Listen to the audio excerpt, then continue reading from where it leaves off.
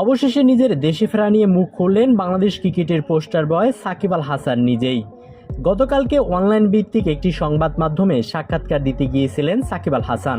সেখানে নিজের দেশে ফেরা নিয়ে প্রশ্ন করা হলে সাকিব আল হাসান বলেন, আমি সবসময় পজিটিভ চিন্তা ভাবনা করি।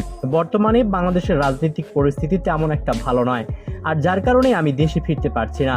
আপনারা সবাই জানেন, এর আগে আমি একবার দেশে যেতে চেয়েছিলাম। আপনারা দেখেছেন দেশে অনেক বিশৃঙ্খলা হয়েছে। আমি চাই না আমার জন্য কোনো বিশৃঙ্খলা হোক।